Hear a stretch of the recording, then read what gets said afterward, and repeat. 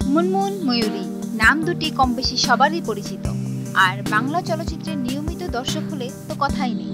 বাংলা চলচ্চিত্রের এক সময়কার অশ্লীল সিনেমার নায়িকা হিসেবে তিনি ছিলেন বেশ আলোচিত।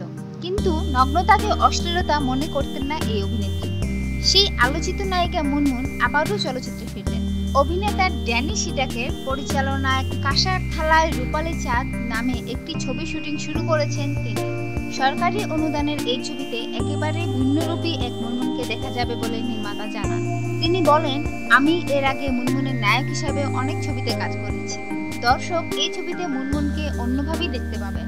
এই ছবির বিভিন্ন চরিত্রে অভিনয় করেছেন রত্না, সাজিদ ইফতেখার, মুনমুন, ড্যানি সিডাক, কবির মিত্র, আফজাল শরীফ, মিজু আহমেদ প্রমুখ। এরই মধ্যে ছবির 60 ভাগ কাজ শেষ হয়ে গেছে। আগামী বছরে ছবিটি মুক্তি দেওয়ার ইচ্ছা আছে নির্মাতার।